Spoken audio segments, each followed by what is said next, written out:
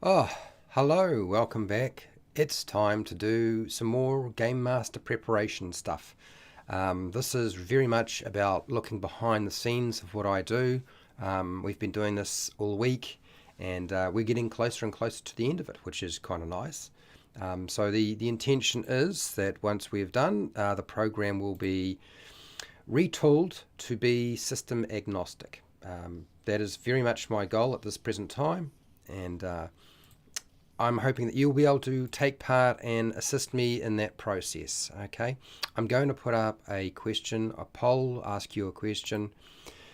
Feel free to take part in it. If you're not interested, that's fine too. Okay, but I thought I would ask this question. It's actually one of the things I've discovered that is probably there's not a lot of support around it.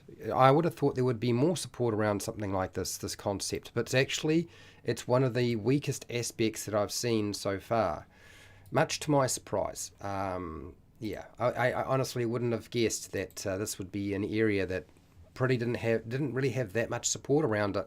Well, certainly not in the resources that I've seen so far. But maybe I just need to search further afield. So my suggestion to you is grab some food, some drink, make sure you're comfortable, get ready, and we're going to hammer this through as quickly as we possibly can, and so we can get on with a normal program. So behind the scenes of what I do, and feel free to take part in all of this. Hi, welcome to How to RPG. That's right, RPG, not How to D&D, How to RPG. Role-playing games. I don't deal with rocket-propelled launchers or anything like that. Rocket launchers are not my expertise. Anyway, do I have an expertise? I don't know. So today it's all about magic items. Okay, so this is the Game Master preparation, and creating magic items is really the discussion point for today. And I'm going to pull this apart. You're going to get to see right behind the scenes of everything that I do as I essentially like rebuild everything. Probably not, because most of what I had before was pretty system agnostic anyway. So I don't think that that's going to be a big factor today. I think it's actually going to be one of the easiest ones to deal with compared to everything else that I've done. I think it's by far one of the easiest to deal with. So I'm going to share my scene with you, my slideshow with you in a second, and then we are going to get to work, because there's, as I've always keep saying, it's like there's lots to do and there's never enough time, right? So we'll get it done. I'm just going to make sure I put in my goals in here. And as I said, I'm not going to get quite so pedantic about removing stuff. If I think it would be useful, I'm going to leave it in there, but I'm going to try to find something that is not Wizards of the Coast or D&D brand exclusive. I'm going to try to find you better alternatives that you can use. And this is hopefully, I'm just waiting for my phone to catch up with me, and then I will switch over to the other screen. Okay, so, right, so that seems to be working fine. And the two books you saw were Wally DM's Journal of Puzzle Encounters. He's got a selection of magic items there, but he doesn't have a lot. And I would say even the Pathfinder book, I was looking through that, the Game Mastery Guide. So that Game Mastery Guide, is not, it doesn't really do what I was hoping it would do. So we probably need to do a lot more with it. So this is the plan. So let me shuffle over to our workspace and get things rolling, and I'll show you all the stuff that I have had prepared in the past. We will, of course, have to make sure I make a copy, because I keep forgetting to do that. And then stripping out the artwork that's Wizards of the Coast is my first task.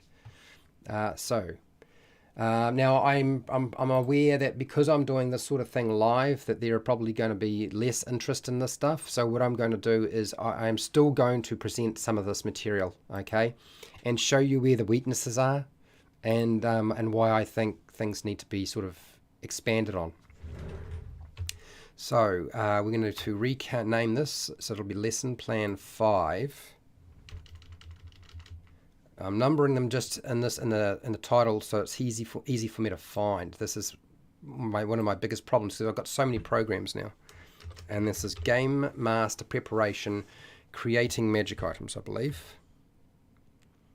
Creating magic items. Okay, so I press the button, we make a copy. It's just waiting for it to catch up. There's the copy made. I take the old one, I close it. I take these are the session notes that I have. I'll also make a copy of them and rename them. Whoops, make a copy. And this is, so we're just adding in, what am I adding in here? So when I built these, this was actually, it was written with the help of a number of my friends and patrons. Game Master. So lesson plan 5, Game Master preparation, creating magic items. I believe that's got that in there. Okay, so let's make a copy of that and see if that comes out. How's it going, Dungeons and Chronics? How are you today? Okay, so we've got that done. I close the old ones. We go back to the slide. We started the slide last time. We're going to continue to just start with the slide and then work my way back to the actual session notes. He says as he talks, drinking into a glass of water. Okay. All right, so first off, it's not Dungeon Master, it's now Game Master, system agnostic. And then lesson plan, I'm just going to say lesson 5. Although I suppose the only reason this here exists is so it's easy for me to find when I'm going and doing a slideshow search. But if you feel like lesson 5 is like a bad way of approaching it or wording it, let me know. And I'll see if there's a better way of doing this. It's just so I make sure I don't get out of sequence. Right, the artwork is Wizards of the Coast. That can go. That's out. So overview and purpose, how to create magic items, not a problem. Creating balanced magic items, I've discussed that in very generally. Magic item, well, did I? No, there is some specifics there. Magic item inspiration. Process of making magic items, miscellaneous recommendations. So I don't feel like there's too much I need to change in the overview. The artwork is the only thing that needs to go. So we'll take that out and, oops, you've seen all of my potential memes. Dad humor. Occasionally I get one that's not so bad, but there's a lot of dad humor, I suppose, and I'm not even a dad. Or is it just bad humor? Maybe it's that one. That could be it. So let's put that about there. That's my placeholder for now. It can live. Objectives. That there is definitely Wizards of the Coast artwork, so it will have to go. And we'll have to put in, I think I can use the same thing that I used before. It's nice and long. And it's long like that. Shuffle, shuffle, shuffle. And I'll move it over to about there. And that can live for there. It's fine. Okay, so explain how to create homebrew magic items for role-playing games. That's what we're going to put in there. That's the really the only change there. Role-playing games. Does it like it? Will it let me heave it? Cool. Demonstrate how to create homebrew magic items for Dungeons and Dragons. Now, one of the reasons I put the poll in today is I think at some point I need to sit down with you and we need to actually create magic item tables, like minor benefits, major benefits, minor and major, curses or negatives or something like, I don't know how you would have worded it, but something like that. Things that you can just, like 100 different things for each, 100 minor for negative, 100 for major negative, and like 100 for minor positive or beneficial, and then 100 major beneficial. So that you can just go through a table, whether you roll or you just select what you like. There's 100 different ideas. Is there, I don't even know if there's going to be potentially 100 ideas you could pull, but we'll see. Demonstrate how to create homebrew magic items for role-playing games. Let's do that. And allow a practice example of creating a few homebrew magic items for role-playing games. not necessarily 5e. You might be thinking, yeah, but you know, the mechanics behind the game. But so what we do is we make magic items for whatever system we make magic items that are system agnostic, that deal with the narrative rather than mechanical crunch. And you might like mechanical crunch, but that's not the point of these programs. The point of these programs is to show you how to make your own stuff. You can deal with mechanical crunch. You don't need me, frankly. Anyway, so this D&D Beyond is going to be replaced by the sponsor, which will be, I believe, very, very soon. It's not far off. Bye-bye to you. Okay, next. That's done. How to create magic items. I think there's not much I need to change here. Homebrew magic items result in a string of problems for game masters. So let's do this. That's the only thing I really need to change. So it's not hard. Players want more power and more options for the magic items they find. Yes, that's fairly generic across anything. Although depending on the system, I find that kind of way of playing the game tends to be indicative of Dungeons and Dragons, and particularly Dungeons and Dragons 3.5, 4e, 5e, maybe not quite so much the older versions of the game as far as I can tell. But then I don't know if I necessarily can speak with enough experience behind that, even though I'm 51. And then Pathfinder, because they're very heavy on those things. I think a lot of other systems, although I haven't played them, I don't get the impression that players that are playing those games are heavily focused on magic items, but maybe I'm wrong. I think at this point I'm just talking out my ass. Okay, magic items drive a campaign if a major feature or MacGuffin. So that's actually fine. And I think the artwork here, God, I can't remember, is the artwork Wizards of the Coast's artwork. If somebody is here and wants to do a Google search and see if that little sucker, that image there, belongs to Wizards of the Coast, I would much appreciate it. I'm trying to think myself right now whether it was or not, and it's a little bit hard. There's a thing called Google Lens. I know some people know how to use it. Hello, Overboard. I just had an ad on your stream called "Start Playing: A Way to Connect Players and DMs." So Overboard is a patron, also a moderator, and he also has his own YouTube channel, doing all of miniatures and terrain and reviews. So yes, you'll notice there's been a huge push for advertising for D&D Beyond and Dungeons and Dragons products, either at the top of a search bar. When you're searching for that topic, you'll see that ad come up. YouTube is feeding those through because, of course, D&D Beyond and Wizards of the Coast are trying to buy that advertising space, and then you're getting fed those kinds of ads. The only ads you're going to see in the future are probably going to be for D&D Beyond. I like the powerful magic items to be one use. Okay. Also, the more powerful the item, it comes with negative effects.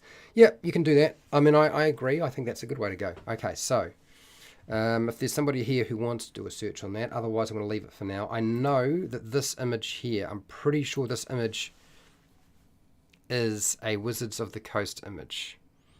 I'm pretty sure, but I'm not 100% sure. So I'm going to have to think about that a little bit more. Okay, creating balanced magic items. Impractical to create balanced magic items. I'm just going to say that. I mean, it never really was practical, although they were built for certain versions of D&D and Pathfinder and so forth. There's never really been a magic items. The whole point of having a magic item is it does unbalance the game. It's a little bit pointless saying, impractical to create balanced magic items. Determine the power of a magic item. That's going to be the case with anything you do, doesn't matter what system. Combat-focused magic items generate more issues for DMs. No, I'm not going to put DMs, I'm going to put Game Masters. Game Masters. And he says, as he types into the keyboard, cross-eyed, utility magic items are the best to create for players. Yes, common magic items are a good starting point. Yes, that's the case with any system. Adjusting the power of a magic item. So, I feel like that panel is mostly done. I might have to get rid of this. So if somebody's able to do a search on that image, I think it's from the Forge of Fury adventure. But for the life of me, I can't remember if it is.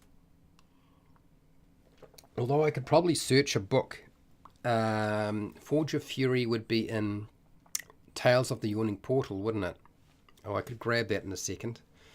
So another question. This is moving down. Inspiration for magic items. Harry Potter. Image of Harry Potter. Well, yeah. I'm not going to worry about that. I'll just leave Harry Potter there. So, inspiration for magic items. Harry Potter movies and books. So, under fair use, that's not going to be an issue because I've got the word Harry Potter, movies and books, and there's an image. So, under fair use, I don't have to worry about it. It should be fine. Next, there's Xanathar's Guide to Everything. I don't really want to mention Xanathar's Guide to Everything. Now, why am I mentioning Xanathar's Guide to Everything? I'm trying to remember inspiration for magic items. I remember because there was a whole bunch of different magic items in there that were I talked about. So I'm going to talk about them, but I'm probably not going to mention Xanathar's Guide in this panel. I'm going to take it out. Yeah, I think that's the best way to go. So what I really want to say is, because really what the inspiration, I have to say, needs to come from common magical effects. That's really what we're talking about here. So common and simple items, magic items. That was really my point. Okay, so anything that has that is a good place. I mean, it doesn't really matter where it's coming from or what system. They're a good source of information and stuff. Trinkets in the player's handbook. Although I might mention it, I'm probably going to do what? I'm going to go here. Trinkets. What's another name for trinket? Trinkets, keepsakes, trinkets, heirlooms. Is it heirlooms or heirlooms? The hat's staying on because it's not too warm in here right now. Heirlooms, is it heirlooms? Is that heirlooms? Did I get it right? No, I didn't get it right. I spelled it wrong. Heirlooms. Okay. So heirlooms, a piece of property inheritance. That's probably what I want to say. So I'll still use the word trinkets, but we'll put heirlooms in there as well. Heirlooms, trinkets. What's another concept of heirloom? Heirlooms define. Okay, so North American, denoting a family variety of plant or breed. Okay, breed of animal, which is associated with a large. Okay, well, that's very specific. Precious items. Okay, yes, we could say precious items. That's not a bad idea, Joe. Violin, heirloom. So. It's probably heirloom, not define, and be, is it Theosaurus, isn't it?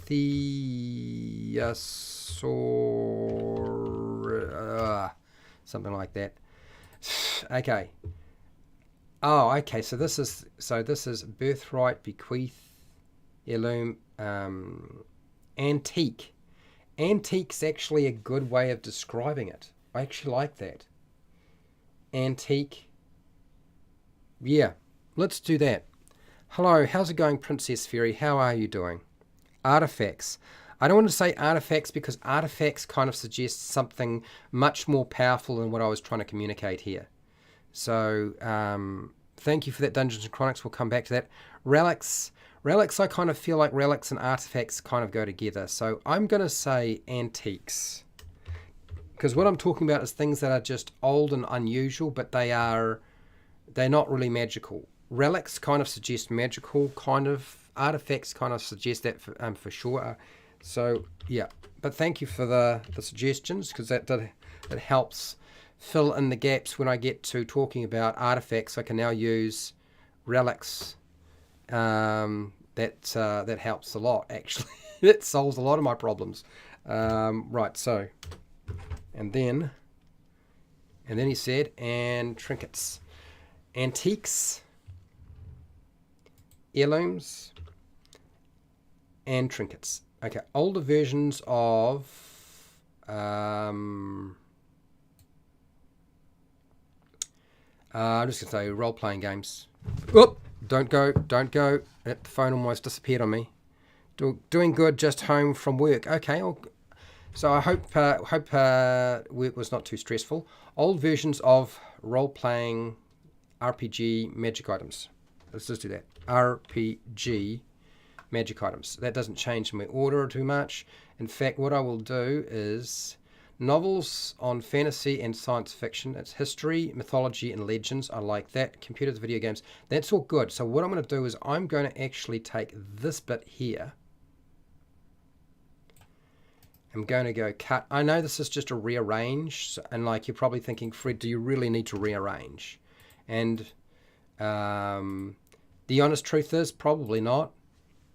It's just a different focus for me. Frankly, video games, common idea, heirlooms, common magic items, older versions of role-playing games. So that's there. This is kind of how my head's thinking right now. It's like just rearrange this page here, and I think that works out fine. Oh, I hate to say it, we're almost done. The slideshow will be all but done in a second. Just apart from a couple of images that I'll probably have to take out. But anyway, I think that does it. I'm pretty happy with that. I don't think we need to do anything more with that, really. And video games. So, yeah, let's leave that. That's fine. Moving on. The process of making magic items. Again, I don't know if this... I don't think this is a Wizards of the Coast piece of art. How's it going, Osric? How are you doing? So, process. Giving a magic item an interesting name. That applies to any system. Creating a magical effect, benefit, or creating a magical effect, benefit, or detrimental. Detriment. Benefit or detriment. Okay. Beneficial. Beneficial. Beneficial. Is it beneficial that one? I can't remember. I don't know. That doesn't look right. There's an I in there. Beneficial or detrimental. And detrimental is actually spelled that way. Interesting. I wouldn't have guessed that. Why is that different? This is the problem with English. Detrimental. Okay, so no, it's not spelled that way. Okay, detrimental. Okay, detrimental. Okay, what is the history or intent of the magic item? That's going to apply to anything. Determining the power level of the magic item, that's going to apply to any system, doesn't matter what it is. And then, what have we got here? Selecting the appropriate rarity. That is a very D&D 5e sort of thing. I'm kind of curious, though, given that's sort of floating around in my head. I'm actually wondering, does Pathfinder adopt the same... I think it's just a very sort of generic way of approaching stuff. I don't think that it's necessary, and I don't think this Game Master Guide is actually full of magic items, because they probably put that in a different book, knowing fully well that trying to stick the magic items into a book that's got to have done Game Master advice is probably a really stupid thing to do. Yet they have included NPCs coming out their ears. So this That's interesting. I hadn't really thought about how that looks. Okay, if somebody thinks that rarity would be an issue, then I'll take it out, selecting the appropriate rarity. I think rarity sort of is very generic as well. You know, we could use, what's another word for rarity? That's the rarity. What would be another word for rarity if you were to use it? Thesaurus. Noun, uncommon, singularity, uniqueness, scarcity. So scarcity is the other word that you might use. Scarcity. Interesting. Because that's rarity and scarcity are pretty much the same sort of concept, aren't they? I might just write down scarcity. Maybe that word scarcity is more important, because rarity, do you know, the problem I find with the word rarity is it doesn't seem to mean anything to players.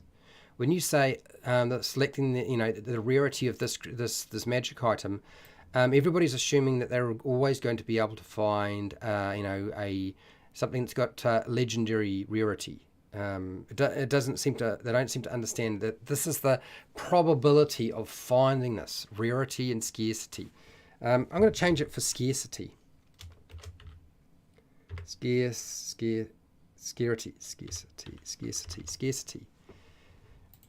Does people understand that? Rarity and scarcity, it's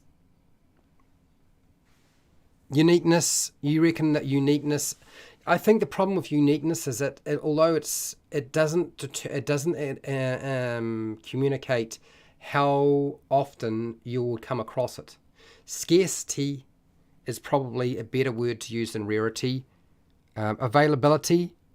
I know what you're doing here. Yeah, Joe, I get it. I'm going to go with scarcity. I think scarcity is a better word to use than that with regard to that. Just because.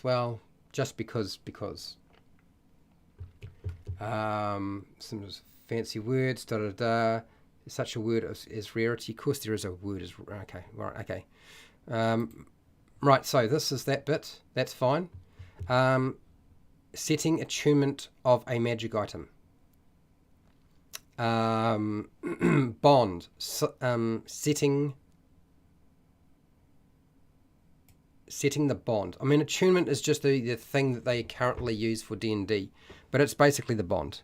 Yeah, I know it's all cool, Joe. I do appreciate the throwing those words out, because you throw out the word, I look at the word, I think about it, and try to think about the meaning, and yeah.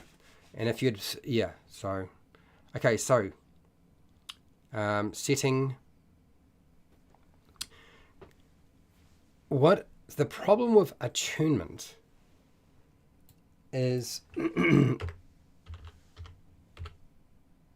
it is still a word that has got meaning behind it. Unison, union, stability, no, accord, conformity, bond, type of bond. It's essentially the type of bond, isn't it? Attunement. That's thesaurus. Let's try define attunement. What is the meaning? Meaning is to bring into harmony. Attunement, to make aware or responsive. Attune business to changing trends. Attunement. Whereas if we go with bond, let's try bond. Because essentially you're bonding with it, right? So what does that mean? A relationship between person or groups based on shared feelings, interests, or experiences. Connection between two surfaces or objects that have been joined together, especially by means. So this is because really what you're doing is you're taking your character and you are joining them or bonding with the magic item. Yep. Become one with. I think bond is probably a better use. So setting the bond. I'm just going to put this down as that. The magic item bond required. And that's it. Okay, charges, permanent, single use. We don't have to change any of that. That's all very generic. There's not much we can change with any of those things. It's very easy to understand what that's going on there. And then this here, miscellaneous. This is definitely Dungeons and Dragons artwork. It's very old, but it's still theirs, so I'll take it out. And then I will stick in, I think it's a square for this one. Put a square in, go copy. Where did I go? That's not where I wanted to go. I want to go here. Okay, here we go. Paste. All right. So we'll just shuffle that out of the way for now. It's probably the wrong shape and so forth, but we won't worry about that because it's just a placeholder. Symbiote. Yeah, I get what you mean. I think bond is a simpler way of communicating that. Setting the magic item bond required. So I think that communicates it pretty clearly. I think we got that. And it's taken out a lot of jargon that's sort of very fixed in D&D 5e. Because do you know how many times... I want to ask you the question. Those people who are here, if you're a dungeon master and you're playing the game, how many times did you have to explain to a new player playing Dungeons and Dragons what attunement was? When you said you have to attune to this magic item. And they're like, do they say, what does that mean? So did you ever have to explain that? Because if you had to explain it, there's something wrong. Do you know what I mean? It's language that's a big factor here. And of course, we're dealing with language across the whole world, so it gets more difficult.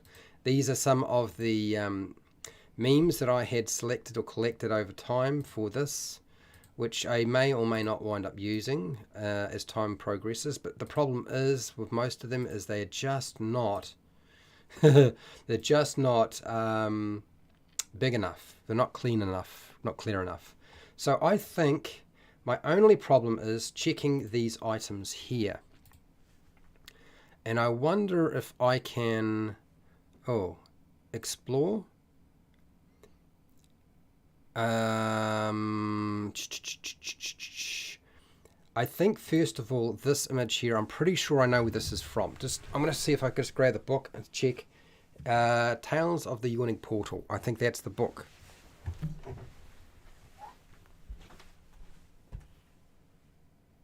No.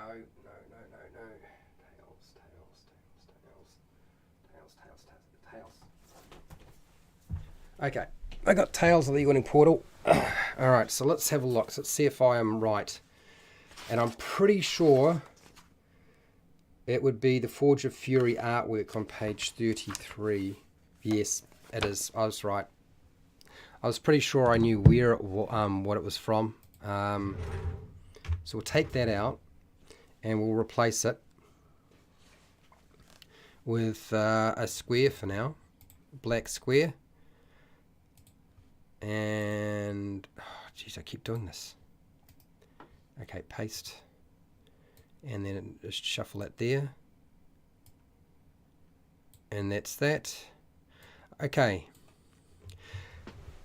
So if people, I'm going to put a link, I'm going to just whip back in a second to this, but I'm going to put a link to my Discord. And if you guys find high resolution images that would be suitable for 4K, which is 380, 3840 by 2160, to go into a slide for 4K presentation that isn't Wizards of the Coast, and I wouldn't have too many IP issues with, that could go into the slide, feel free to share those. I'm going to give you my, what do you call it?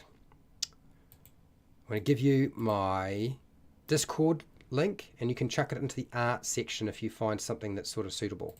Let me just go back to here. And oh, hang on, let's transition that for a second. I just wonder if what's going on there. No, it's correct. Okay, good. Yep, there we go. So that's my face. While I just go over here and drop in a link to what you might want to try out. Where is it? channel server. Invite people.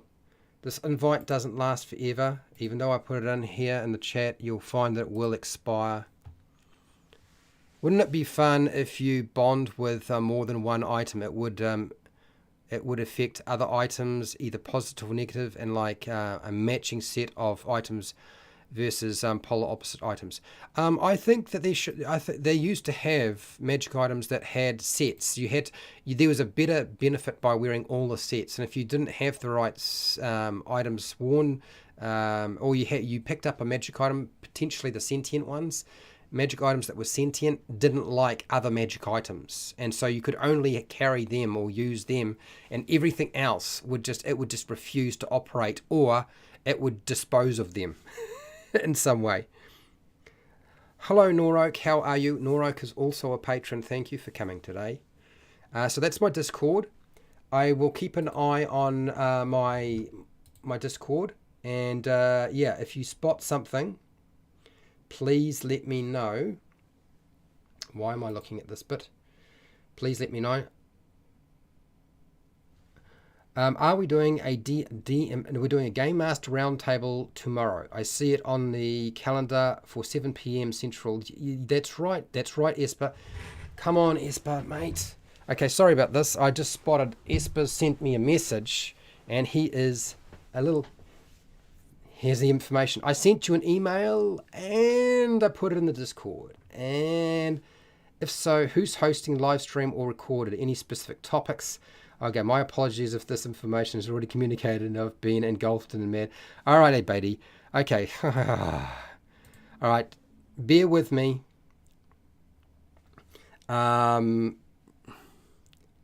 He's provided a link to it, so hopefully he's all good.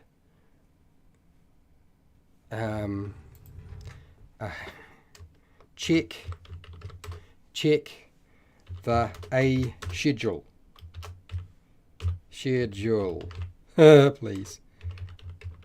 Please, and your email. Email. All right, Esper. There you go. All right, whatever. I have been given this a round table. Some thought. Would you all mind if I live stream the round table tomorrow night? Josh, Wally, you want to do it? Not a problem. I think we could pull it off. My only stipulation would be that after we each took our turns with the monsters, I'd like to make sure I address any questions in chat. That's understandable. I know this wasn't a planned live, but I figured, what the heck, why not? Let me know if you want. Okay, dude. I'm going to say yes. You know why I'm going to say yes, buddy? Noted reaction. Reacted. What's a square and what's a tick? I'm just going to say tick. Wally's been struggling, so the fact that he wants to do this live is shocking to me. I am fine with this. I do apologize for suddenly going in. You wouldn't, as I've told you, okay, I am fine with this. Okay.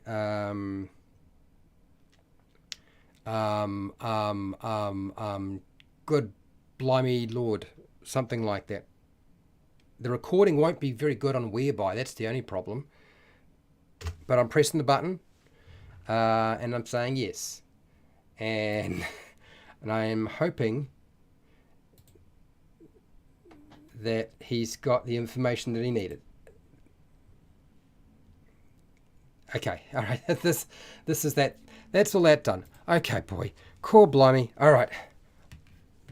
So I did tell you people, organising people on YouTube is difficult. Yeah, I won't show you the comments in the Discord because it is a private Discord, and so yeah, that would be yeah. Okay. So, like wearing a gravity ring and flying boots would then cancel each other out. Yeah, I suppose that was. Oh, yeah, that makes sense. I've been watching No Fun Allowed live streams lately. He's working on his own stuff as well. He has been for a while, Trevor has.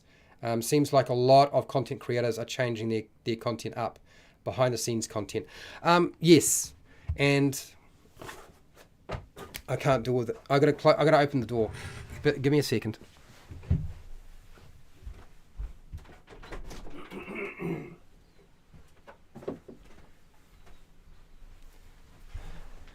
All right. Okay, so one of the things you will find, and this will be an ongoing thing for all of your YouTube channels that you're watching, is they will be making their own stuff, and they will be trying to not use the open game license, and they will be trying to make stuff that is system agnostic. Okay, we've all talked about what do we do moving forward. Some people have been like, okay, no, I'm just going to wait to see if we can get a better deal from Wizards of the Coast. Others have been like, no, we're not waiting. It's not good enough. We're just doing what we're going to do. I am shifting so that it can encompass more systems. And so that the focus is not just Dungeons and Donuts. Okay? And yeah, so you'll find that No Fun Allowed. Wally DM will be taking out anything that he thinks might be using IP. So we're all so you'll see everybody doing this, and and you're probably going to be absolutely inundated with live streams. Okay, I do a lot of them. I do 6 a week. A lot of other channels don't do them because they are afraid to do them. Okay, they are literally afraid to do them, and so but they will do more. I can assure you.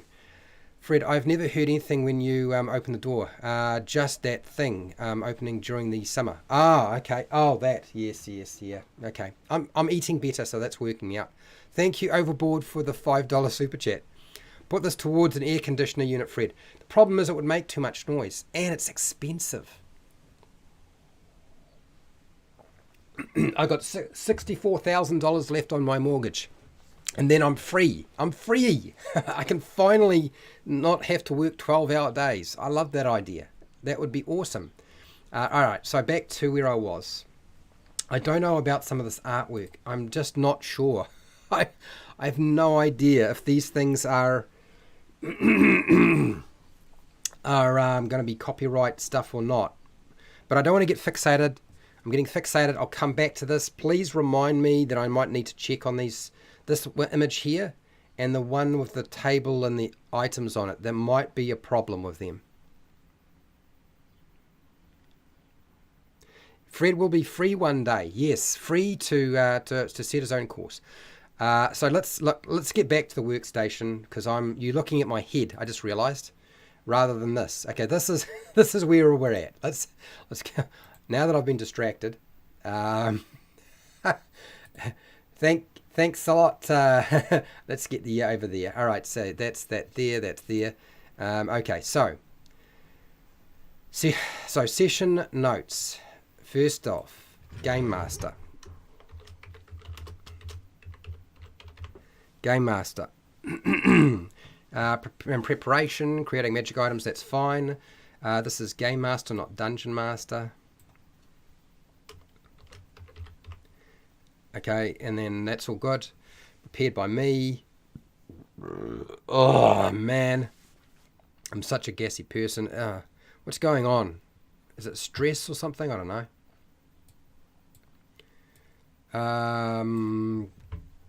Game Master Guide on Preparation for Role-Playing Games.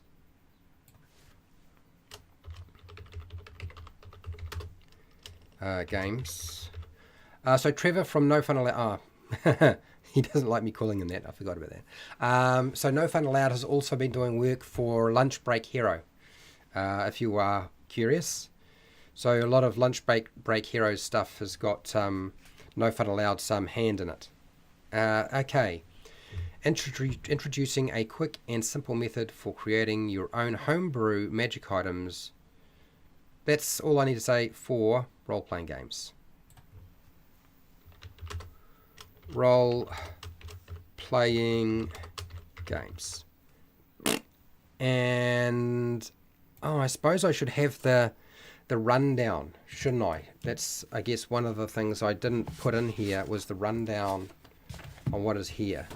And this is in the slide that I put together. So if I go back to the slide, not that one. No, is it this one? No, it's this one here. Okay, all right. So these are the things I need to write down. So it's 1. This is creating magic items. Creating magic items. Magic. Apparently I can't spell magic. How did I get an H in there? I don't know. How to create magic items. Items. Okay, and then 2 is creating balanced magic items, which is kind of silly in many respects. Magic items.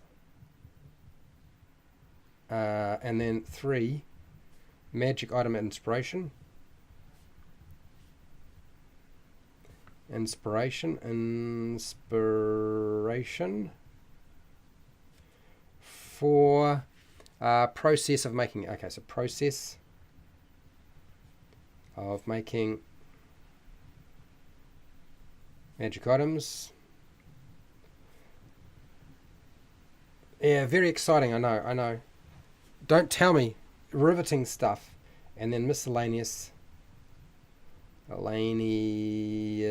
recommendations.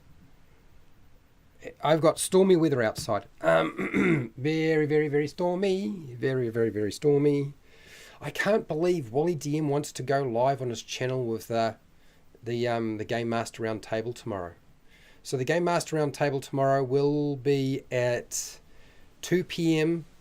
New Zealand Daylight Time, which is 7 p.m. Central. Is it Central Standard Time now? I don't know for you guys. I think Central Standard Time, which is 8 p.m. In Miami, which is Eastern Standard Time, and then Mountain Daylight. Is it Mountain Daylight Time or Mountain Standard Time? It's one of those. That would be 6 p.m. And then if you're in Los Angeles, so Pacific Standard Time would be 5 p.m. So it looks like both Esper the Bard and Wally DM are vying, trying to get to do the live presentation. It's going to be interesting. I can just imagine the 5 of us in one of those. It'll take forever. But everybody likes to talk way too much. The only person who doesn't actually talk that much is Wally. But yeah. Anyway, later, gents. Late. No problems. Dungeons and Chronics. All the best. I'll see you later. An icebox. Yeah. All right. So this is those all written down. My miscellaneous is done. Okay, so I said miscellaneous was expect to make mistakes with magic item creation, find to reskin magic items, no mathematical formula. That's all standard. There's nothing there that I need to worry about. Okay, so we are definitely working on this section here. Let's get the boring stuff down. So eyes off. Okay, here we go. The topics covered are how to create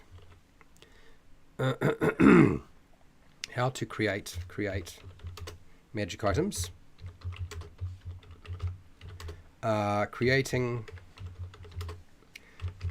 balanced magic items,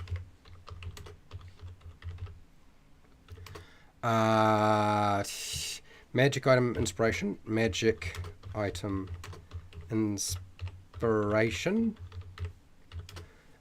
process of making. Can he get it in? Probably not. Try again. Making magic items. So at some point we're definitely going to make up some tables, I think. Things that will give you lots and lots of ideas just doing your own things. Okay. Miscellaneous recommendations. Okay, that's not bad. That's that bit done. Now, this bit here, educational standards. What the hell am I saying educational standards here for? Educational? Is there educational standards to this? Really, Fred? Do you really think there's educational standards to this, something like this? I did write down something, but what did I write down yesterday? It was something. Was it useful? I'm trying to remember if it was actually useful stuff or was it just silly nonsense. Game Master guides and core rules. All right, so I said something, whatever. Okay, we'll put it on Game Master guides and core rules. Game Master guides and core rules. Okay, so I put that in there. So I'll duplicate that a little bit. And then role-playing game tools. Why did I write down role-playing game tools? I don't know how many. This is one of those things where, is there a lot of online tools for this? Role-playing game tools. One of the things I've started to discover is when you go looking for stuff on the internet, there's actually not there. So obviously somebody's either decided they put it behind a paywall, which I understand totally, or it hasn't been made, much to my surprise. Okay, so that's the little bit section there is sorted. I'm happy with that. Just copying a little bit of the stuff from last time. So explain how to create magic homebrew magic items for role-playing games. Let's just take this out. Let's do that again. Role-playing games. Demonstrate how to create homebrew items. Demonstrate how to create homebrew magic items for role-playing games. Role-playing games. And then allow a practice example of creating a few homebrew magic items for role-playing games. Okay. So the idea being, and in the future, that when we make magic items in this program, you could make the magic items you could use in any of your Dungeons and Dragons versions or any other game system. Now you might be thinking, Fred, that's too hard to do. Yeah, but it can be done. Okay, allow a practice example of creating a few homebrew magic items for role-playing games. I think I got that all nailed down. Joe, thank you for the super chat again. If I didn't say it before. Okay. Okay, so that's all good. And now I need to go through my resources. Just get all the boring stuff done. Computer, internet connection. This is right. It's the black magic 6K camera. God, I forgot I even got a streaming deck here. I have a streaming deck. Why do I have a streaming deck, you might be asking? Because I didn't really understand. I didn't understand what a streaming deck would allow me to do, and how expensive it was when.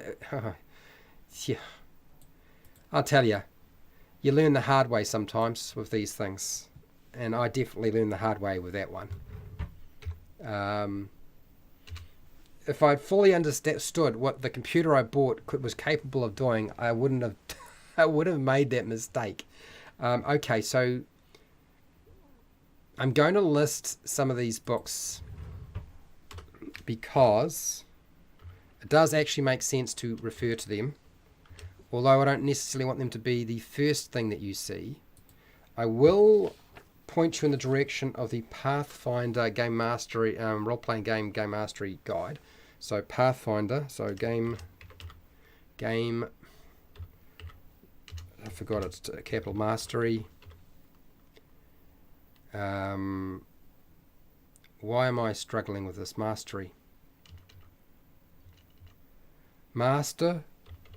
Mastery Guide. Pathfinder. First edition, not second.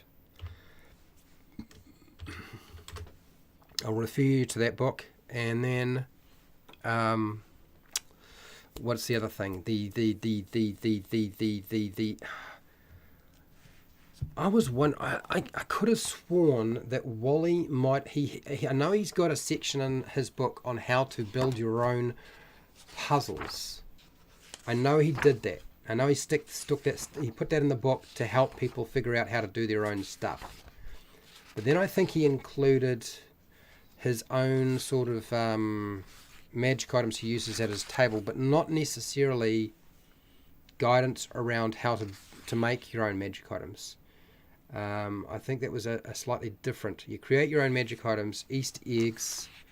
Yeah, so that's not going to be the...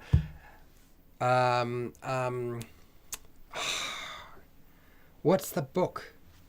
What is the book in terms of creating magic items that I was going to mention? Is it Sly Flourish? Is it Return of the Lazy Dungeon Master that I'm thinking of that has information on creating magic items? I can't remember. Let's go to Amazon. I've read the book, but I can't. It was a long time ago. I don't remember everything. Okay, let's see if I can find this. Return of the Lazy Dungeon Master by Sly Flourish. Where are you, baby? The Lazy Dungeon Master. No, I was looking for the return of the Lazy Dungeon Master. We got there. You have solar panels, so I crank on the air conditioning without fear. Ah, yeah, I don't have solar panels.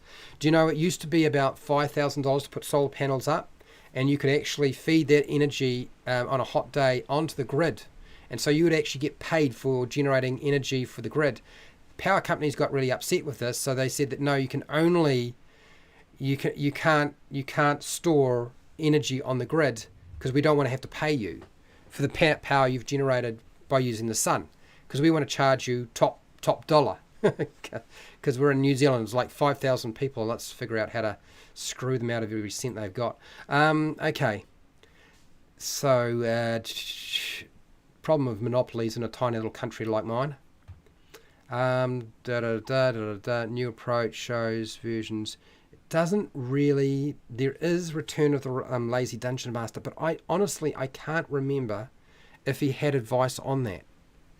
He probably does.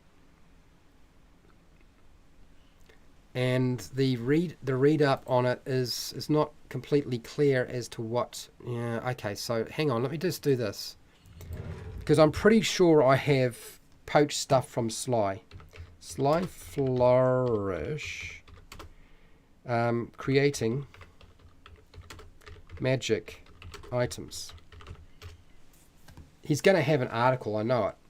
Lazy magic items. Okay, allowing magic items, and no, don't worry about that. Building lazy magic items.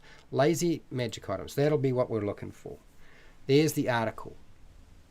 So he does. I was pretty sure he did have one. And the Lazy DM's workbook. Okay. So he's referring to the Dungeon Master Guide. Okay, so I don't know if you can use the tables on page 142 of the Dungeon Master's Guide. Yes, and pages 13 and 14 of the Lazy DM's workbook. So it's the Lazy DM's workbook, which I have never actually gone through. I looked at it and I was like, no, do I really want to do anything with that? So I can't really talk to him as a resource unless I get hold of that little gem. But I can refer you to his article. I mean, let's get real. If there's any game master out there that is got like a bucket load of respect behind him, it's Mike. So what I will do is I will add that in as a resource under this. And I'm going to get rid of D&D Beyond. I'm not bothering to put them in there anymore. You're gone. But I will put in his link as something to go and check out. It's pretty basic though. It's not enough. This is probably why he's written a book on the topic. Okay, magic item creations. That's another reference page. Digital images, Google Docs. I think this feels very unfinished, but that's all right. So this section I've done. I'm going to tidy this up a little bit. Okay, that's fine. And let's have a look at the text of here, and let's see if we can find some tables and resources that you can use for creating your own magic items today. I think that's probably where my head has to be. Oh, I had forgotten. The 4E Dungeon Master Guides that I've got have information on that. I don't know how good it is, though. Anyway, is it top of the hour? It's top of the hour. Okay, so we're about to go through the body of this, which I don't expect it's going to take very long to actually go through here, and then we're going to add in any additional resources. So I'm going to put in into the chat hashtag what resources do you use for creating magic items?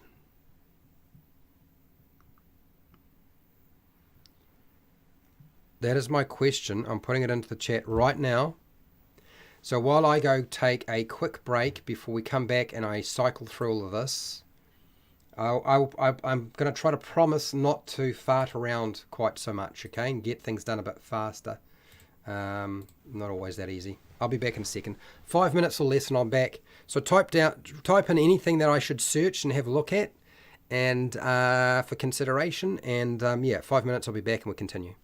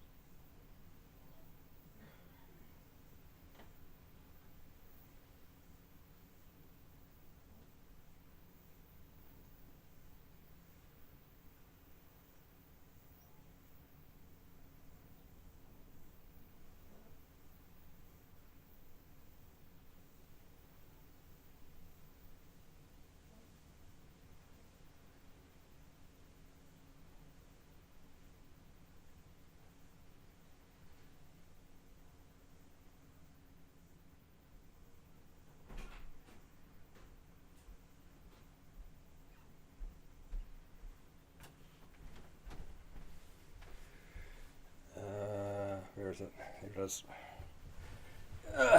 Here we go. Back into the fray. Back into the fray.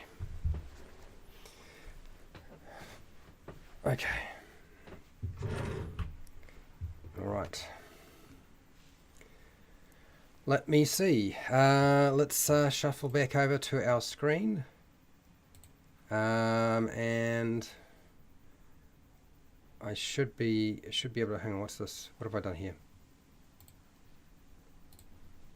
What have I done here? Have I done something silly?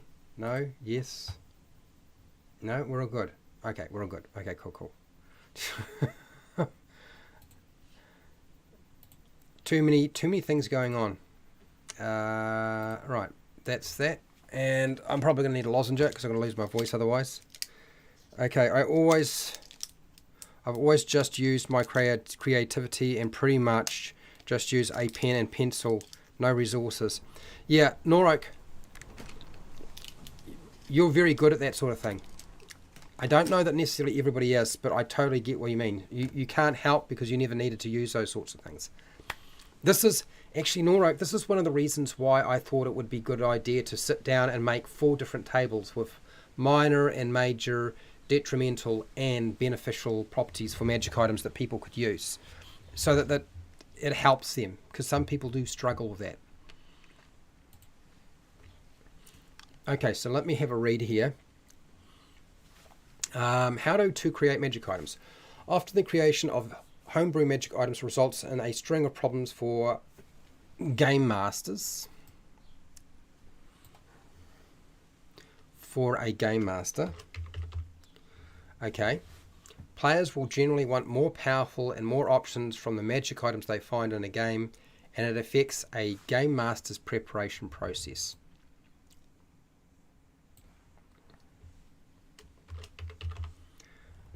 Process and development of challenges.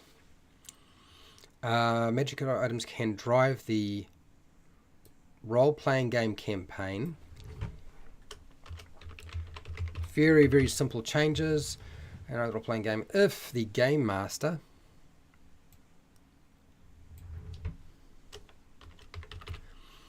makes it a major feature or MacGuffin. Start small and incorporate homebrew magic items slowly to reduce the number of issues that will occur. I think that's it. That's it, but done. Move on. Creating balanced magic items. This is where I'm going to have a lot of language in here that's going to cause issues. But we'll see. Okay, it's not practical to create magic items that are balanced in a game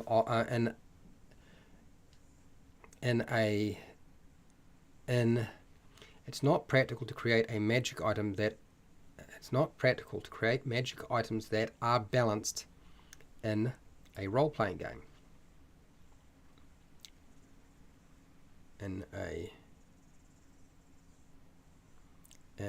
Come on, Fred, just get it together. In a role-playing game.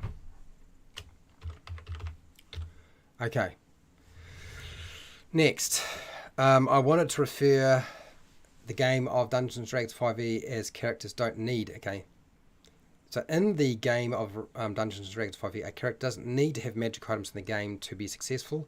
Dungeons & Dragons 3.5 and 4e required that characters have magic items to keep up with the monsters in the game. It actually refers to Pathfinder was the same as well, actually. In the game of Dungeons & Dragons 5e, a character doesn't need to have magic items in the game to be successful. Dungeons & Dragons 3.5, 4e,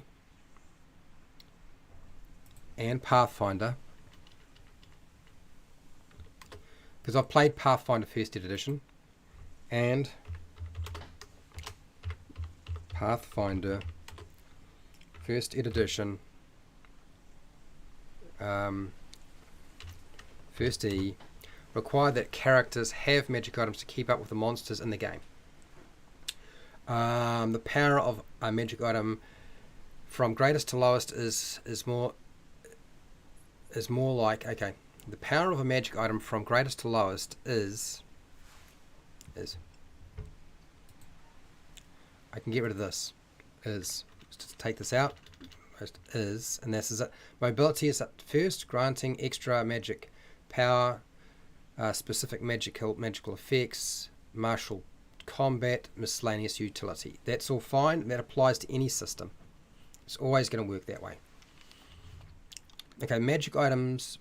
So magic weapons, armor, and combat-focused items will generally generate the most issues, as this is not a wise starting point for. This is not a wise starting point for a Game Master. Do you know, one of the things I never said. The reason, even though they are low on the priority in terms of power output, they are the things that people tend to give out the soonest. It's always these things that wind up in your game sooner than anything else. So it's not because of their power output, it's because how often they get created. So magic weapons, armor, and combat-focused items will generally generate the most issues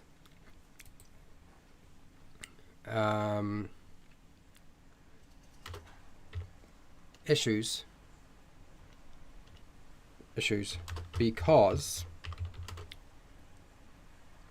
because they are often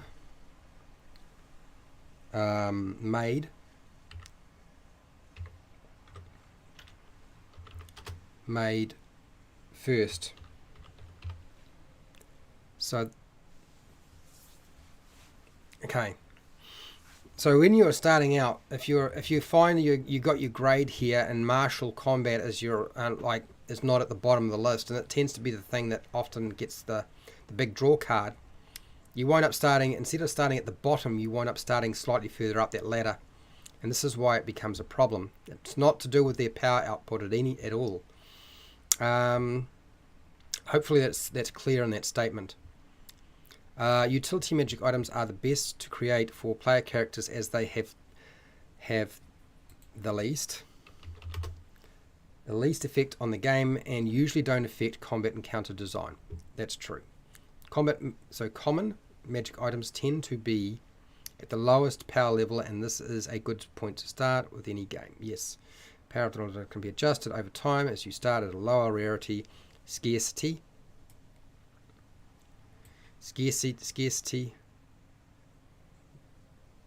I'm going to put scarcity and rarity there.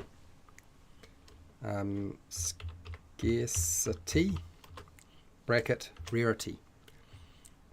For those of you who are still playing Dungeons and Dragons, which I expect you are, because I am still playing Dungeons and Dragons, it just looks a bit different to what it used to. Or power level to assist in avoiding seriously overpowered magic items. Or power level to assist. Yes, that's fine. That's finished. Good, we got that done. Next. Harry Potter movies and books have great examples of simple magic items that can do all sorts of fun effects. True. Now, I had made some changes here in my slide. Which slide am I looking at? Inspiration. Slide inspiration. Let's go back to inspiration. Where are you? Inspiration. And I had said something.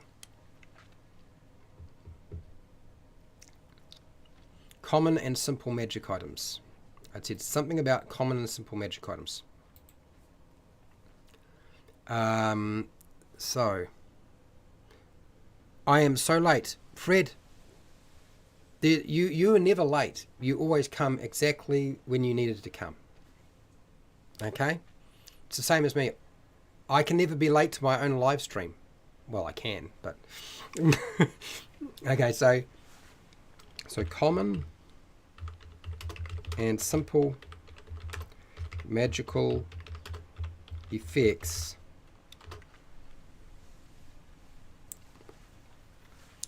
from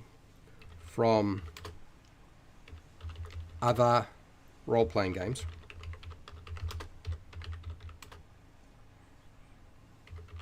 are a good source of ideas. It really doesn't matter what the system is.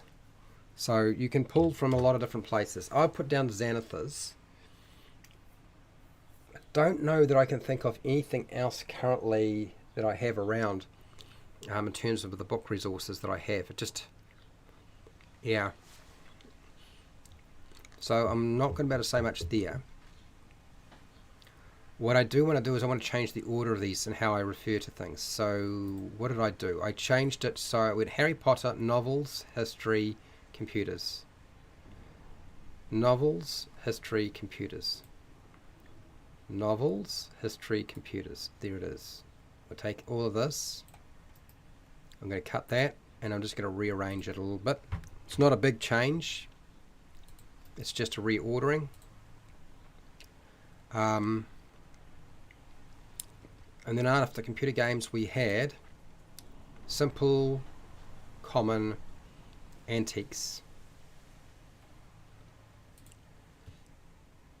Simple.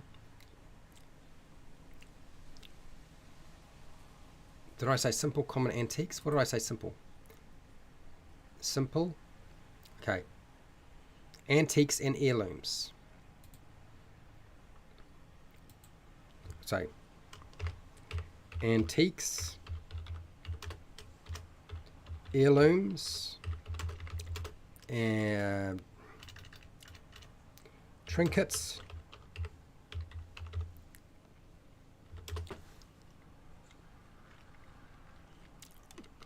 I like the pot of boiling. While boiling 2 quarts of water for 3 minutes, perfect for making mac and cheese. Nice, funny. Antiques, heirlooms, trinkets. Somebody had actually mentioned a couple of other things here as well. I'm just trying to think if there's anything else I want to add into here. Trinkets that aren't magical can be given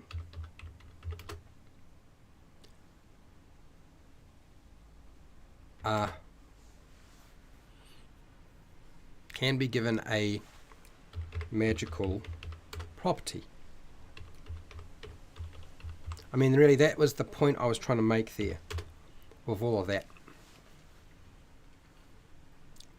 So antiques, heirlooms, trinkets that aren't magical can be given a magical property.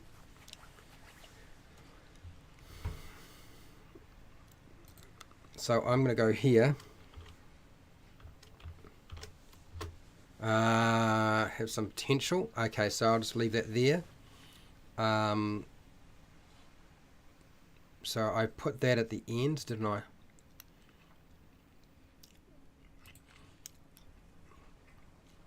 So that is probably is that the best I can do with that section? I'm going to have to come back to this, aren't I? We're going to have to find you some pieces and stuff that we can add in here that's going to sort of fill it out. There's a lot of 5e D&D stuff here, and it's really not. I really didn't expand on it. I really didn't work that hard on that section, did I? Okay, moving down the order, and I've rearranged the wording, changed things a little bit, been a bit more specific.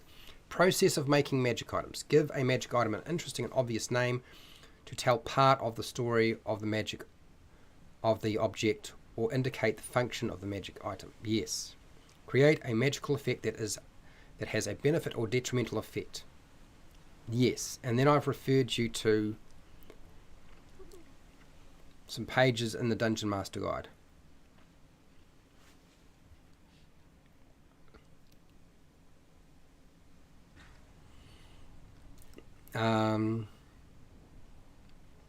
Okay, so this is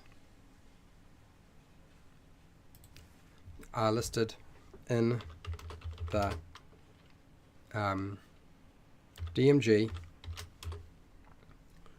brackets bracket D&D 5e on page 129. This is, we also can put in here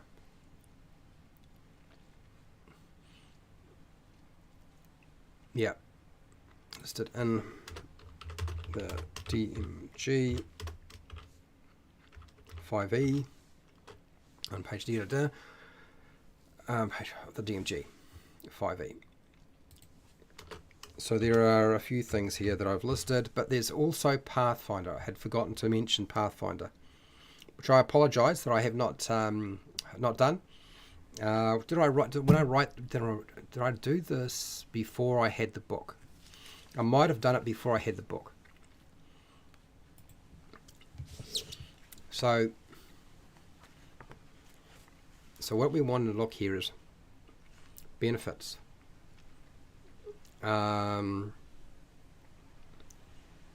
Special abilities, basically.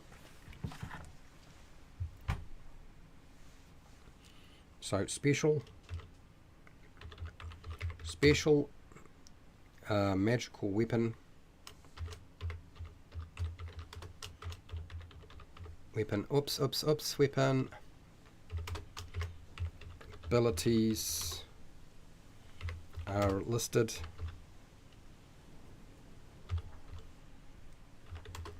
in the game mastery,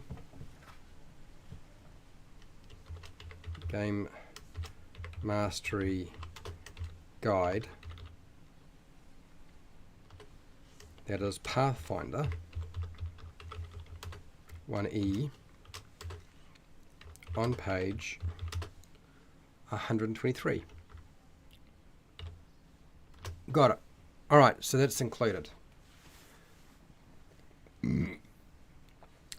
I think this whole section here, this section 2 that I've got under process of making magic items, I think the next time we come back and roll around to doing this, we got to just make up a whole lot of percentile charts for this stuff that you guys can use. I want people just to have a whole lot of like charts that they can use for this. What is the history or intent of the magic item for ideas? Okay, so again, I'm referring to this. I don't know that I have a resource. If somebody knows of one that I could use for that, then let me know. But I don't know that there's that many out there. Okay. Determine the power level of a magic item by using the... determine the power of the magic item. Okay, full stop. And then... and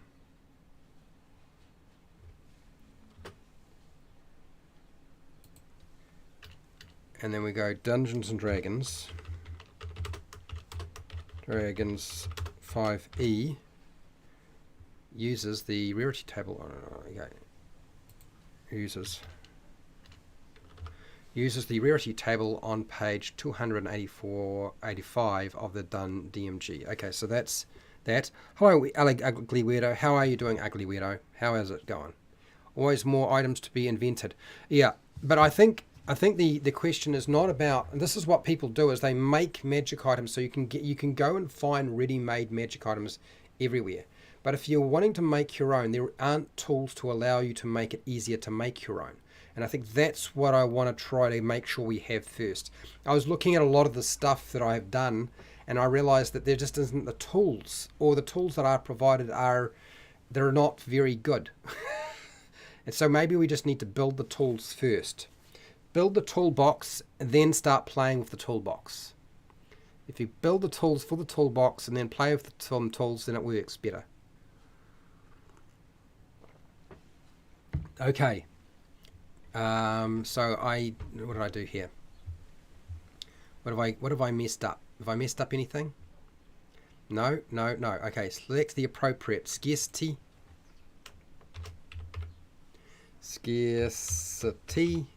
which is rarity, or rarity. The magic item helps determine the power. Okay.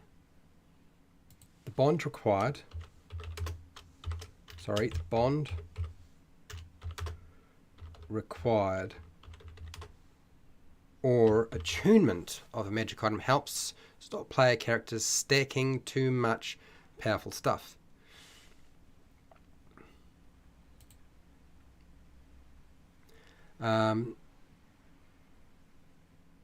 Okay, so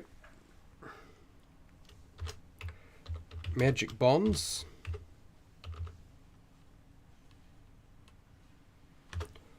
or attunement is best assigned to magic items that are permanent and don't run out of a magical effect. Yes, that's what we wanted. Does the magic item have charges, permanent effects, or are they a single use item? That's all fine. That's done. Let's move down here. Expect to make a mistake with magic item creation. I've said that.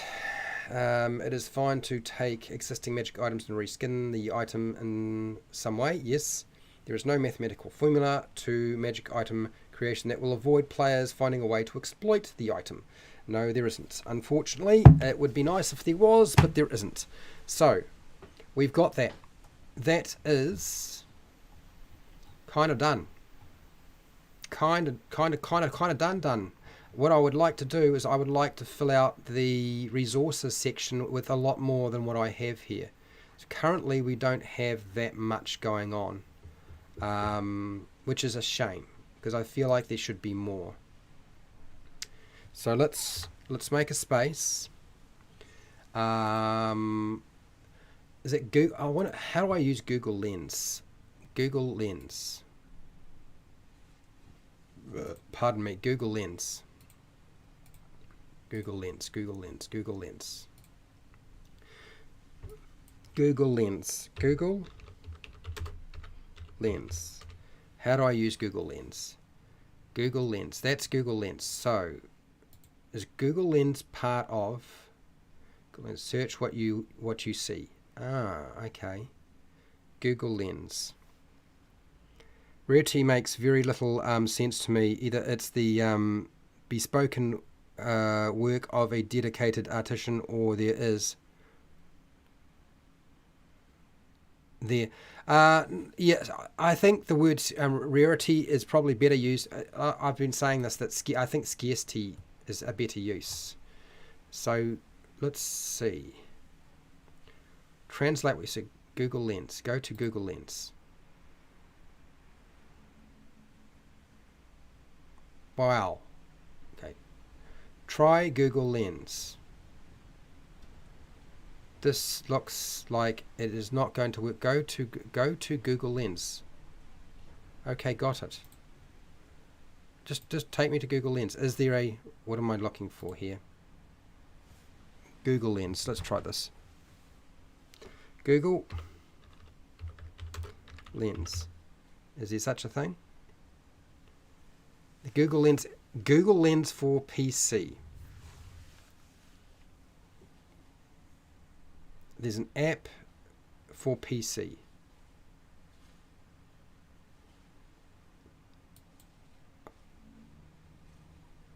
Okay, Google Lens. So I can actually just download Google Lens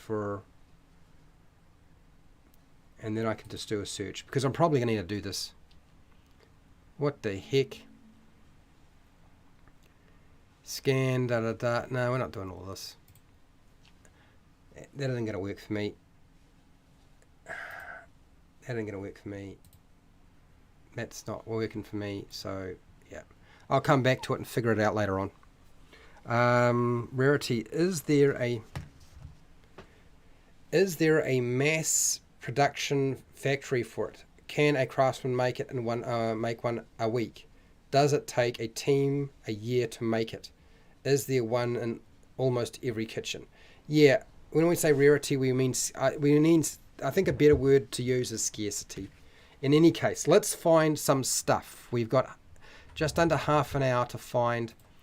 Okay, creating magic items. I don't care about it being 5e. I just want creating magic items. Just give me what you have. Oh, God. Just give me that. Okay. How to create magic items into the ultimate guide. Creating magic items. What's this?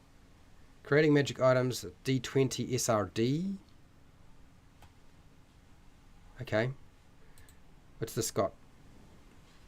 This looks horrendous.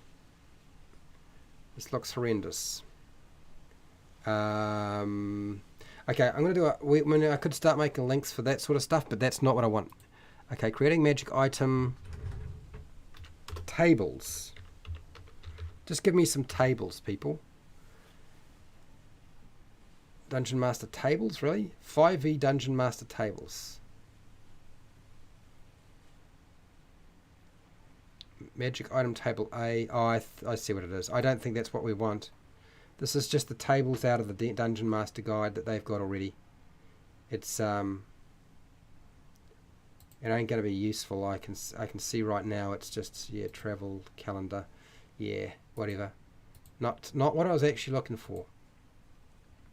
How to create magic items. You know, now that's again. I don't think that's going to do. Flute. Oh, this is Flutes. This is Jordan's channel. This is his website.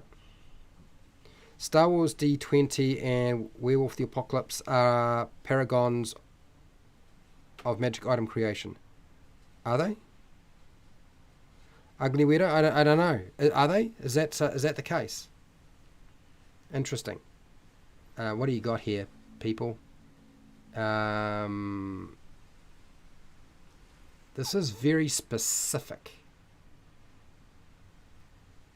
Formulas, requirements, crafting a spell scroll, drawing, da da da. This is not really. This is crafting magic items. This is not actually home brewing. This is just stuff that's there, that's already out there. There's really nothing there. Challenge. No. Okay, so do I need to change the way I'm searching? Maybe that's what I got to do.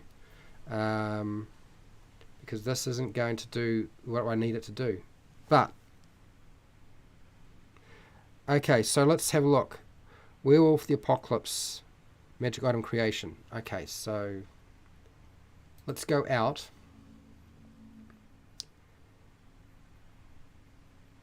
And what is the solution? Is there nothing out there? Is that what we're dealing with here?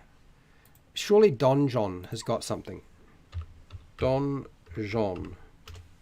Would Don John have any tools for just creating your own homebrew magic items? There must be. Source, generate. I don't know what all this is about. Oh, it's a name generator. That's what it is. Don't need that.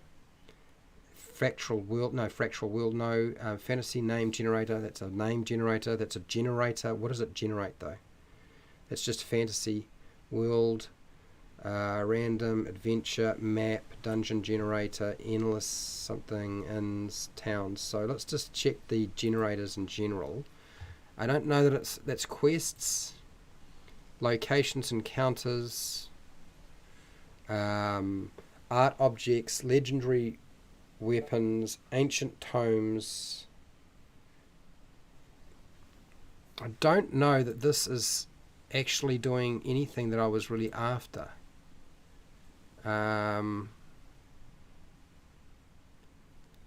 Legendary weapons. Is it probably just going to spit out? Oh, okay, I see. But this is just this doesn't really give you any control. It's just going to do it randomly for you. Dragon Mech and Iron Kingdom are both well laid out and are similar in rules. Okay, let's go have a look. Let's go have a look at what you were suggesting here, because I feel like right now this is not working. Creating homebrew magic item tables. Oh dear. When you see a lot of videos, you know you're in trouble. Magic item table A, excellent. This is referring to Xanathars, which is not much good to you. A wise DMG guide to homebrew magic items. Okay, let's go see if Ugly Weirdos got us on the right track. Or are we going to have to make this stuff ourselves? Oh gosh, I kind of figured we would. I'm not actually angry or sorry about it. It's just a shame that that's what we were looking to make this work. So, Star Wars D20,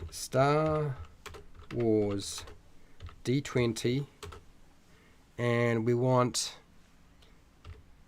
homebrew magic item creation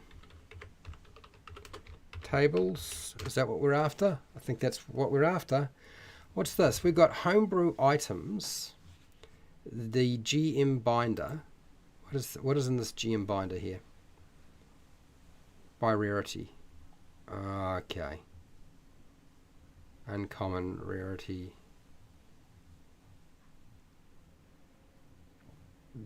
Okay, so this isn't the tools. Let's try again. How do DMs create homebrew magic items? Really? Okay. You would like to find a table. That's a property title. I would like to find a table which could help create magic items, but I have not found one. Well, surprisingly, I feel like I might not find one either. How surprising that we may be having the same problem.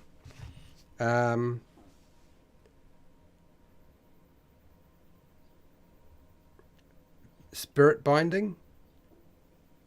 Item creation is my favourite part of the hobby. Wow, good to know. Okay. Spirit binding. Well, I'll check spirit binding. What else has this person got to say about this? Looks to me like this is a giant hole. Maybe some sort of point system, and then comments. There are a lot of them. Do I have any hope of getting through them all? View the entire discussion. Okay, useless. Not much good to me. Not much good to me.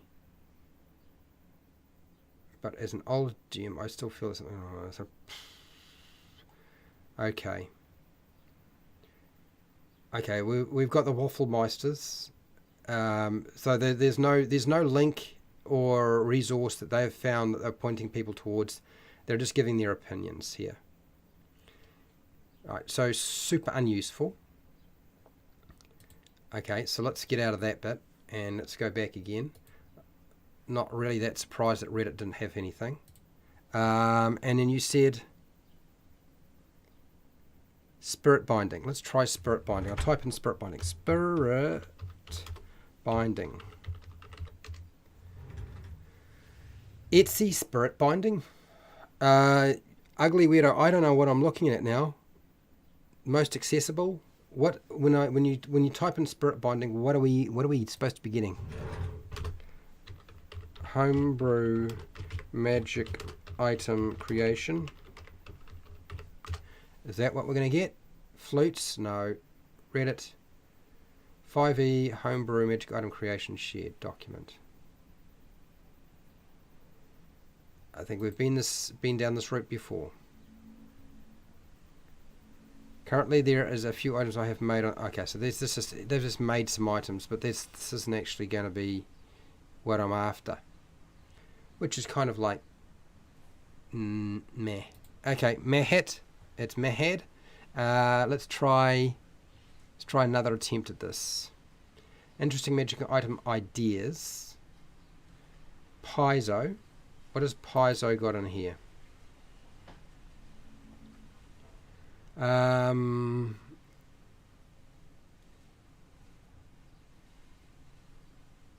+2, but this is not really what we're looking for. Homebrew roll tables for magic items, D&D 5e. Alan's probably got something. There'll be a paywall behind that though. Do you have magic homebrew magic items that are both wonders? 5e trinkets.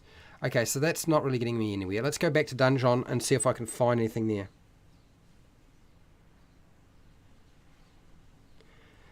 So no, I'm not. So ugly weirdo. I'm absolutely not going to look at different game system rule sets. Where simply, my approach is that we make everything narrative and system agnostic. So there's no game mechanics tied into the things that get done. And we don't need that. I don't think that's actually very useful, frankly. So yeah, no. Thanks for the suggestion, but no. We're definitely going to be going with, I want the tools in the toolbox. D20 Pathfinder SRD magic item creation. Let's see if that's actually got anything there then. D20 Pathfinder. D20 Pathfinder. SRD magic item creation.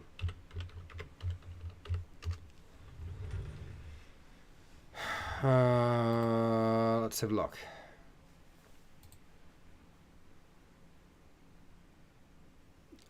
If they have feats, I'm already turned off. If we're talking about feats, I'm already gone.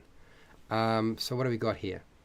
Effect, ability enhancement, bonus spell, saving bonus. Oh, these are mechanics for a system. So they're just copying spells effects. Charges per day. Adding new abilities. Altering. Not really what I had in mind. Truthfully, this is not really what I had in mind at all. In terms of, yeah. I mean, it's got how to do it for Pathfinder, of course, just as 5e has their system for doing it. Creation times, stuff like that. This is crafting mostly. This is really more about around crafting, not actually as a dungeon master creating your own homebrew magic items. This is what I keep sort of saying is like there is actually a giant hole in their market that nobody's made anything for. Okay, so random generator. It's a random generator again. They're not tables. Dungeon is not really going to do the job because I don't really want to point you in the direction of here's a random table. Press this button. Magic items. So it's just going to generate this. This is not what you need. You can handle that. Anybody can do that. Initiative power. Random table again. I'm looking in the wrong place for this stuff. I'm just ditching this. This isn't really going to do it for me. And this is gone. So I have typed in creating homebrew magic item properties. Maybe I'll type in properties table.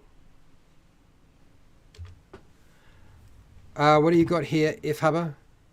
Magical steampunk often uses elements trapped to magic to power magic items such as fire elemental heating the water in a steam engine. Okay, that's nice. Cool. Yep. Cool. I'm not sure how that's going to help me. Here, a D20, a D100 table of minor properties to add to your magic item. This is what I was looking for. Here we go. Here we go. Let's have a look. These are minor properties. Do they have a major properties one as well? It's a bit on the small side. Is that... Oh, this table's quite long. And see if we can expand this a bit. Reflective, misty, temporal, gluttonous, mechanical. Okay. And there is some dice mechanics tied in here. There are some bonuses and so forth talked about, which is not completely what I had in mind. But what are they doing here? This is actually really hard to read. Is there any way I can get this to work a bit better? Is there a link to a document somewhere? Because there's no way I can contend with that. That's just going to be giant pain.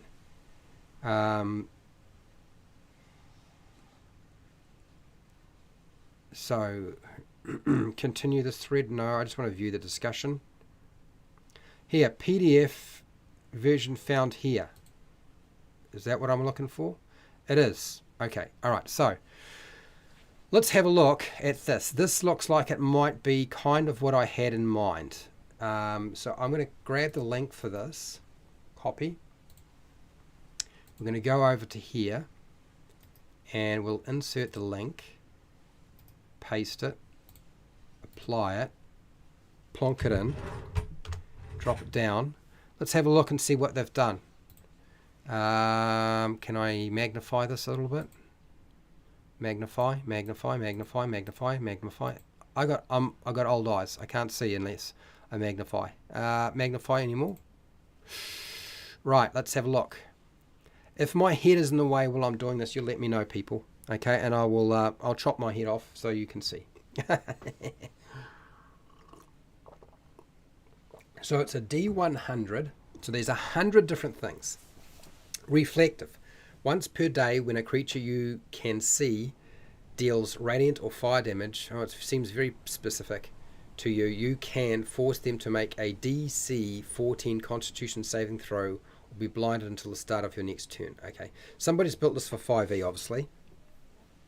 That's not necessarily a bad thing. At least it's a D. I mean, they don't have that in the DMG for 5e. I don't think they even have it in the 4e book. If I look at the 4e DMG, it probably wouldn't have anything like that. I'll just take my glasses off for a second. I'm going to scroll up here. We've got Misty. To be light. The item appears to be light and diffuse, or if made from pure mist, it weighs half as much as it normally would. Okay, that's actually pretty portable over to anything. I'm sorry it was so much trouble to explain your ideas. No, it's all right. I mean, I didn't check everything that you referred to anyway. This is kind of what I was after, was something that was generic enough you could port over to anything. But there are some things here, like some game mechanics would not use a DC 14 Constitution saving throw. Do you know what I mean? But we've at least found one. That's a good start. Magic item toolbox, creating magic items. We're homebrewing these things, creating homebrew rules, no. Dungeon design, templates, customizing monsters, detailing equipment. I don't think there's very much in this book, which frankly there isn't in any of the books as far as I can tell, that sort of works that way. 172. So that means that'll be one of the homework tasks. 5e made a huge point about not including magic item creation. Yes, I think the rationale for doing that ugly weirdo was probably they wanted to sell you more magic items. They don't want to teach you how to make your own, because if you know how to make your own, then you won't buy the Wizards of the Coast products. But I don't care whether you buy the Wizards of the Coast products or the Pathfinder products or the Kobold Press products or the Goodman Game product. I mean, I don't care what you're buying. So this was a way to funnel people who were trying to do this into buying their books so that they could get those resources. And I'm not a fan of that. Yes, so I'll tell you what. What I will do is I will look through it, and I'm looking at the DMG 4E as well. What I will do is I will shift over, and I'll take the link and put it into chat for you, okay? It's going to look a little funny for a second, but give me a second and I'll do this. I'll just do this quickly, and then I'll jump back out because it's going to go weird because it'll see my screen and it'll all double up. Okay, but it's in. Done. Okay, so Sonorous. What is Sonorous? Whenever you score a critical hit, the item emits a ringing noise audible within 300 feet of you. Okay, why does it have to be a critical hit? Because it's based off 5e again. Temporal. At dawn, the item looks to be brand new and in pristine condition. At dusk, it looks weathered, old, and broken. Well, that's quite unusual. Interesting. Gluttonous. While the item is on your person, you no longer need to eat, but you feel constantly hungry. Okay, so I feel like that's been ported out of an existing book from Wizards of the Coast. Mechanical. The item is adorned with moving gears and quietly beeps and whirs at random intervals. So these are very minor properties, but this is kind of what I was looking for. Looking to the real-world belief systems may be a more fruitful solution. Yeah, might well be, yeah. Piscine. Part of the item is transparent and filled with water.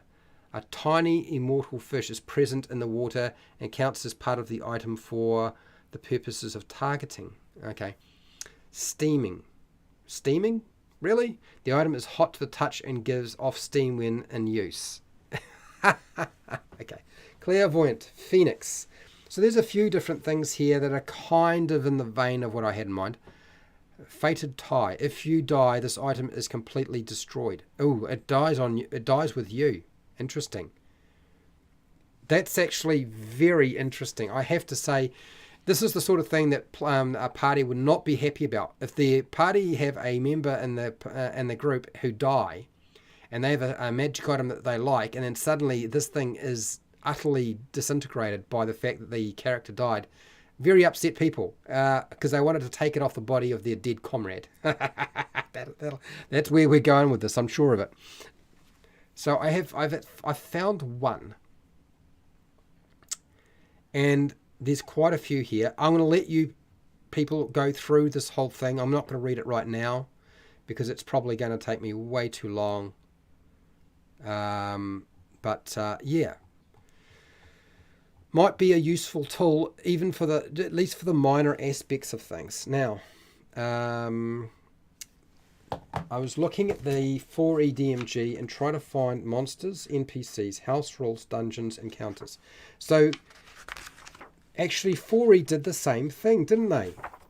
There is no rules on making your own magic items because they probably wanted to sell you more magic items.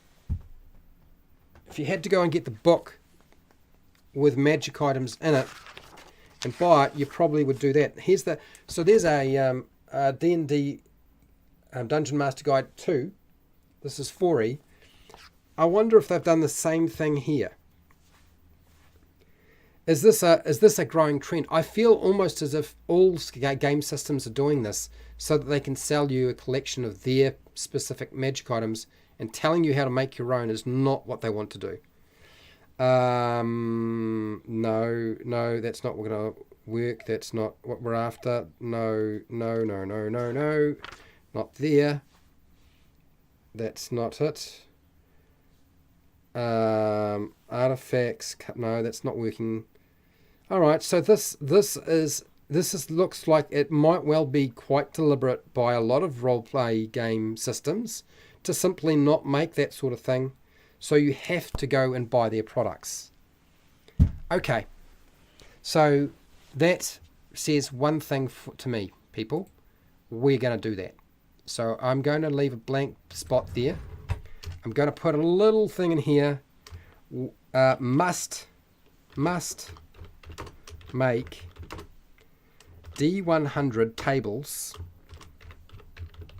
for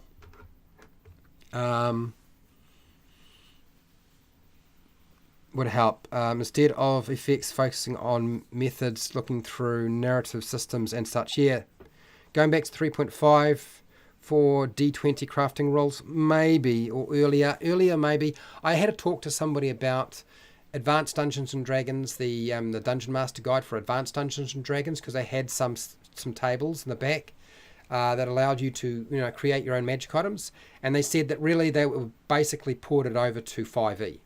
There wasn't actually that much there, and they had pretty much ported over whatever was in the D&D 5e DMG was from the Advanced Dungeons and Dragons first or second edition book. So yeah, so must make D100 tables for minor and major magic item benefits and detrimental effects. Did I get that right? Okay, I'm hoping I got it right. So that is that sentence. I will highlight it so that when I'm going through here, and when we do this, you people by all means remind me we must do this. That's 4 different tables to make, 400 items. It's probably going to take a little while, but I feel like that's a good idea. Ping me when you're working on this off screen. It's really frustrating to communicate complex ideas via thumb. Yes, I understand that. So yeah, Ugly Weirdo, just join my Discord group, and when I'm in the Discord and available to do that, to chat, I might be working on this, but there's no guarantee I'm working on it off screen. Do you know what I mean? There's no guarantee. There's so many things going on. So that, I think, does it for what we need to deal with. So we know there's some things we need to build. I actually was thinking in terms of the monster creation that we need to have some tables as well for that. That I need to actually make sure there's some tables that you can use for that as well. I can certainly help with that. Okay, thank you, Norok. I'm sure you will. I think we will do it on screen. when we make up those tables rather than behind the scenes, because I don't have any extra time, people. Like, there is no extra time. There's no such thing. You're getting me now. This is it. This is how it works. So I'll grab that. Let me just grab this off here. This is my Discord server link again. For those of you who are not aware of it, I will let you have it now. And I'll post it in here. Just join it, and when I'm online in one of the video or voice chats, just have a chat with me. Don't bother texting me. You're wasting your time. I will not have time. It just won't happen, people. I'll be working on other stuff. I can talk, okay, and work on something else at the same time, and that's the only way it really works. All right, so this is a little bit of homework ahead of us, which is fine. Now we know where the holes are. It means we can fill out and give you the tools that you would need. And I'm looking forward to that. Shiner81, hello, how are you doing? Time is always a bit short for everyone. Yeah, exactly. What I'm looking for is much more a narrative and system agnostic tables that would be able to be used by somebody to actually create magic items. That's specifically what I'm looking for. Something that doesn't have to be tied directly to Pathfinder, Starfinder, Dungeons and Dragons, any version, I don't care what it is. Something that's a hard thing to do. I believe it can be done. I don't think it's impossible. And if somebody tells me it's impossible, I'll still do it anyway. People keep telling me you can't make a game system in 1 or 2 days, but I get a shock when I do it. Anyway, here we go. I just want to say thank you to all of the people who support me on Patreon. I really do appreciate it. You really are essential right now to ensure that I'm able to get things moving. Thank you to everybody who's part of the live stream, either commenting, answering the poll, watching the live stream, and watching replays. Watching my edited videos, I appreciate that. I really do. And putting up with those shorts videos that I do, I kind of have to do them. So wherever you are in the world, what's this? Tables of objectives. What do you want? Okay. So what I'm looking for, tables of, let me just type it in here. I'll type it in D100 tables, minor and major magic item benefits and detrimental effects. It's basically the toolbox. Okay, that's what we're after, is the toolbox. Okay, there we go. I'm trying to light that campfire. I really am. So wherever you are in the world, whether it be the morning, the afternoon, the night, or the wee early morning, please look after yourself, your family, and your friends. Be nice to your neighbours. And till next time, keep rolling those 20s.